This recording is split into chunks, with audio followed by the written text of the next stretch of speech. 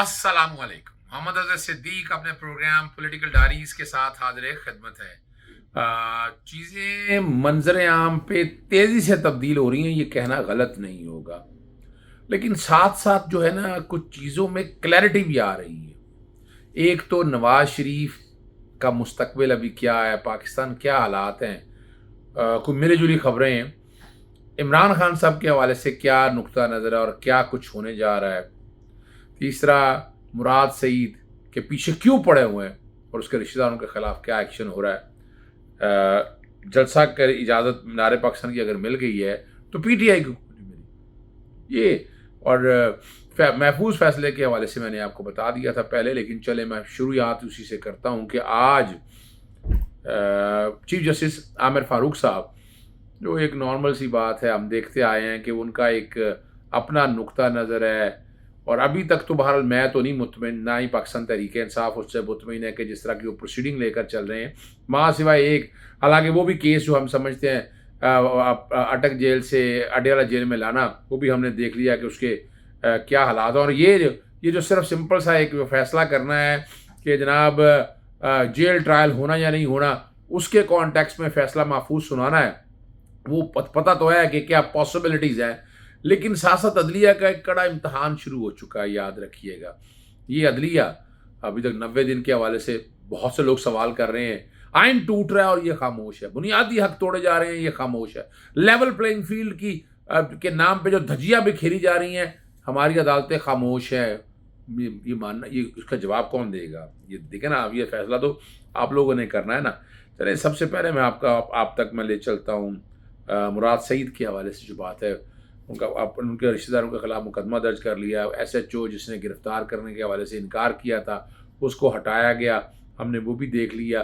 लेकिन यहाँ लोग जो अब आवाज़ निकालना शुरू हो गए हैं, बात करना शुरू हो गए हैं, पहले ये नहीं हो रहा था। और नासिर बाग के दूध में घर में रिपोर्ट थे और गिरफ्तारी के लिए छापा मारा, तो मुलजिम के बरादर निस्बती ने पुलिस की कार्रवाई में रुकावट डालते हुए मुराद सईद को फरार होने मदद फराहम की। अब ये पॉसिबिलिटी नहीं है कि इस एरिए में मुराद जो शहीद हों और ये हो जाए, ये मानने वाली बात नहीं। लेकिन असल बात यह है कि सिर्फ प्रेशर बिल्ड किया जा रहा है कि लोग पीछे हट जाए, लेकिन लोग पीछे हटने वाले नहीं है। और पुलिस का जराये का कहना है कि रिश्तेदारों ने पुलिस पर तकरार और गाली गलौज भी किया, छापामार टीम पर पथराव भी किया। SP वर्षा के मुताबिक मुराद सईद को फरार कराने पर उनके बरादर निस्बती, ये उसका जिक्र कर रहे हैं, दीगर रिश्तेदारों के खिलाफ थाना नासिर बाग में मुकदमा दर्ज कर लिया। और बताया गया कि मुतलका घर में मुराद सईद के 2 मुलाजिम भी थे और छापे के दौरान मुराद सईद की गाड़ी भी बरामद हुई है। अब बरामद हुई है नहीं हुई, आप खुद अंदाज़ा लगा लीजिएगा। लेकिन ये सारा कुछ हालात, और दूसरा देखें ना, ये क्या रहे हैं, मुराद सईद का करना क्या है, बंदा पूछे करना क्या है। लेकिन ये KPK के अंदर भी हो रहा है, अवाम नहीं निकल रहे, लोग नहीं आ रहे। एक तजवीज़ जो है वो मैं ट्वीट भी मैंने कर दी हुई है। ये मौका ऐसा है कि कम से कम 20-30 के करीब अफराद जो निकलें, जाकर गिरफ्तारियां दें। अब ये देखें ना, अलामती गिरफ्तारियां देनी है ना, ताकि पता लगे कि लोग निकल रहे हैं, बाहर एहतजाज करना चाह रहे हैं। जब तक सड़कों पे एहतजाज नहीं होगा, मुरम्मन एहतजाज की बात कर रहा हूँ मैं, किसी का गला काटने की बात नहीं कर रहा, ना मैं पुरतशद्दुद बात कर रहा हूँ, कि सिर्फ इतना है कि अगर जब तक ये मामला नहीं आएंगे तब तक ये हालात मुझे बेहतर होते नज़र नहीं आते। सड़कों पे निकलना बहुत ज़रूरी है, सड़कों पे निकलें। और इसमें चूँकि PTI लीडरशिप सेकंड ईयर या थर्ड ईयर के हवाले से वाज़े तौर पर ये पॉलिसी नहीं आ रही, इसीलिए इमरान खान को बाहर नहीं आने दे रहे। इमरान खान बाहर होगा, कोई ना कोई चले टेलीफोनिंग, यानी अगर चले घर बैठे ही फ़ोन पे ख़िताब कर देगा तो लोग निकल आएंगे। ये डर और खौफ जो है, ये बड़े मसाइल पैदा कर रहा है इनके लिए। अच्छा, इसी के साथ चले, यहाँ कोई लंबी बात नहीं रहेगी। इमरान खान का याद रखिएगा, तोशा खाना के केस में ज़मानत सज़ा सस्पेंड हो चुकी हुई है। नाअहली के हवाले से वो मुतफरक दरख्वास्त दी, वो भी काम चला जाना है। बाकी जो 9 मई के हवाले से है, वो ज़मानतें आपको पता है बहाल करने के बाद लाहौर हाई कोर्ट वाली रहती हैं, इस्लामाबाद ने वो बहाल कर दी हुई हैं और मेरिट पे कहा है, बड़ा तफसीली फैसला दिया है। तो और 190 मिलियन पाउंड और अलकादर ट्रस्ट वाले पे भी फैसला आना है। तो यहाँ अगर साइफर के केस में सज़ा सस्पेंड हो जाती है, वो इस हफ्ते के अंदर मैं देख रहा हूँ, देयर इज़ अ पॉसिबिलिटी, कोई पता नहीं है, जज फैसला महफूज होने के नाते अगले हफ्ते में ना ले जाए। अभी सरकारी वकील ने बहस करनी है, प्रोसिक्यूटर ने, वो बहस मुकम्मल होती है तो 2-3 दिन 4 दिन का कहा था, 2-3 दिन का कहा था। जस्टिस आमिर फारूक ने वो टाइम लेना है और वो उसके बाद में बैठकर वो फैसला करेंगे कि आगे क्या क्या करना है। तो ये साइबर का केस कोई नहीं बनता, और उसमें मैं बड़ी तफसील से बता चुका हूँ केस की यानी या तो ना ग्राउंड लेवल पे कोई केस बनता हो, तो वो मुझे तो नज़र नहीं आ रहा। अगर आप कहें तो मैं बड़ी तफसीली में बता चुका हूँ, मैं दोबारा बार बार इसलिए आपको बताना नहीं चाहता।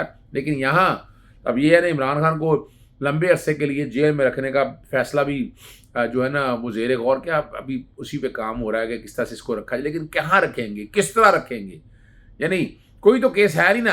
यानी 9 मई का भी अगर देखा जाए, वहाँ हर जगह तो हम वादा माफ गवाह ढूंढते फिर रहे हैं। बंदे को गायब कर लो, फिर बयान ले लो और वादा माफ गवाह बना दो, तो इस तरह तो नहीं। तो एविडेंस की बात होती है, एविडेंस तो अभी तक सामने कोई आ नहीं सकी है जो ऐसी एविडेंस हो जो इमरान खान को बाकायदा चार्ज करने के लिए कन्विक्ट कर, कोई बड़े केस में। साइफर वाला केस मैं बता दूं आपको, मैं समझता ही नहीं हूं, मैं उसको कुछ नहीं समझता। लेकिन इसमें इमरान खान को रखा हुआ है अंदर, और हम सब ये सारा कुछ देख रहे हैं और ये रिकॉर्ड पे है। और एक जो बात जिस तरह वो अब चल रही है कि नवाज शरीफ के साथ जो डील गए, क्या वो रुख बदलने लगी है। नवाज शरीफ और इमरान खान का दोनों को हटाने का फैसला हो चुका है। पीपल्स पार्टी भी मैदान में और सिंध पीपल्स पार्टी के हाथ में है। जुनेद सफदर और उनकी अहलिया की लहदी का सियासी पस मंजर क्या है, सैफ रहमान का क्या किरदार हो सकता है, ये कुछ चीज़ें ऐसी हैं जो समझने के लिए बड़ी ज़रूरी है।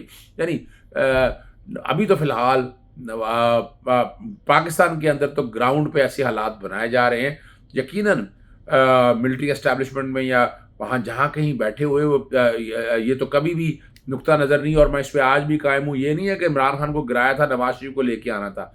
मैं इस नुक्ता नज़र से कमाने वाला आदमी नहीं हूँ। इसलिए बार बार मैंने जो चैलेंज किया था कि नवाज शरीफ जो पाकिस्तान नहीं आएगा। नवाज शरीफ ने अपना पूरा जोर डाल लिया हुआ है, और उसके लिए आपको पता है पाकिस्तान से भी एक सहाफ़ी जो है, सलीम साफ़ी नाम उनका, वो सऊदी अरब क्या करने गए हैं, सरकारी प्रोटोकॉल था, स्पेशली तौर पर क्यों बुलाए गए हैं, किस लिए बुलाया गया है और वहाँ क्या होना है। और सऊदी गवर्नमेंट के साथ बैठकर या वहाँ गारंटियाँ ली जा रही है कि नवाज शरीफ को कुछ नहीं होगा। अब ये फैसला तो अगर एस्टैब्लिशमेंट कर बैठी है तो लोग आवाम को जवाब देना है कि वो किस तरह उसको रखेंगे बाहर। फिर आगे कतरी गवर्नमेंट क्या करना चाहती है, वहाँ सैफुर रहमान का किरदार क्या होगा, फिर आगे यूएई की गवर्नमेंट के हवाले से जो बातें सुनने में आ रही हैं, वहाँ देखना होगा कि वहाँ पस मंज़र क्या हो सकता है। लेकिन एक बात पाकिस्तानी सियासी पस मंजरामे पे वो बड़ी वाज़ेह है कि ये चले हुए कारतूस जरीन जो 40 साल पहले लोग हैं, आज क्या नया एजेंडा तो नया कोई नहीं है इनके पास।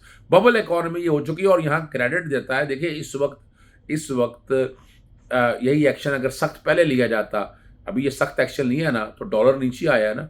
डॉलर के अलावा आपने पेट्रोलियम की प्रोडक्ट्स भी देखी हैं, 40 रुपये के नीचे आ गई हैं।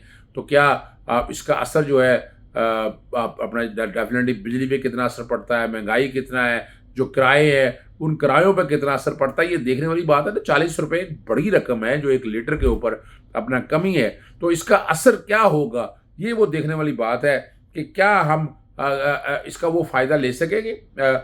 ये और आखिर में क्योंकि फ़लस्तीन के कॉन्टेक्स्ट में आपको पता है मैं थोड़ी सी बात ज़रूर करता होता हूँ सुबह के प्रोग्राम में। जो फ़लस्तीन और इसराइल की जो जंग है वो फैल रही है। इसराइल ने शाम के शहर हलब में फ़ज़ाई हमला कर दिया और तमीन 9 के बाद खोला गया रनवे दोबारा तबाह कर दिया है। हिज़्बुल्लाह से भी जंग जारी है और गज़ा पर हमले करने का इसराइली इरादा जो है, हमास भी यहाँ तैयार बैठी है।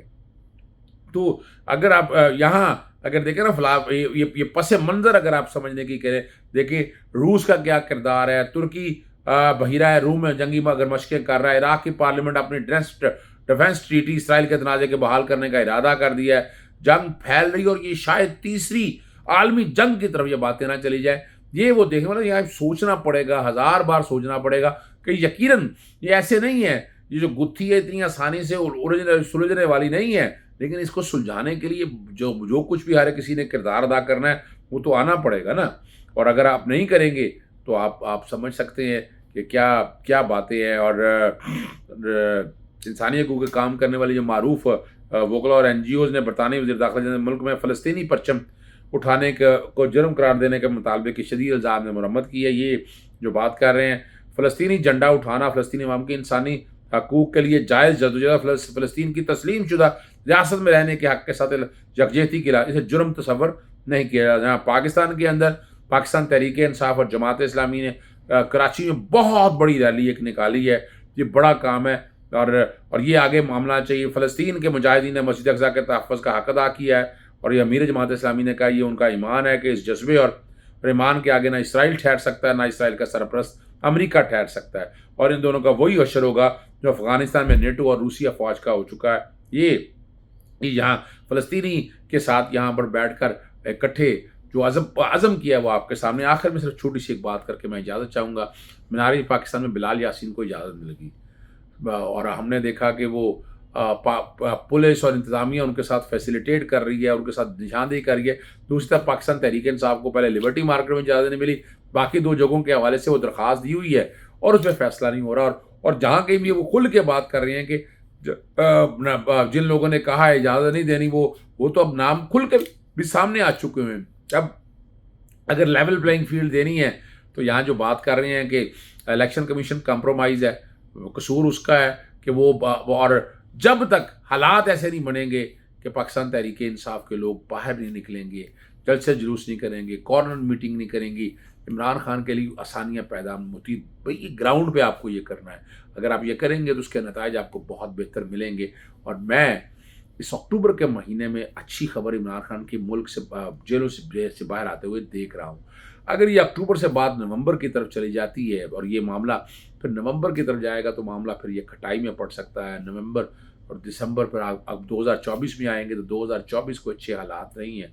पूरी दुनिया में मसाइल के हवाले से बात आप सुन रहे हैं तो हम यहाँ भी सुनेंगे। मैं तवक्को रखता हूँ कि यहाँ इस बारे में पाकिस्तानी कौम अगर आगे निकलेगी तो इमरान खान बहुत जल्दी आपके पास होगा, वगरना बड़ा मुश्किल है। मैं इसलिए अक्टूबर के महीने में अच्छी खबर देख रहा हूँ कि इमरान खान जेल से बाहर आ जाएंगे।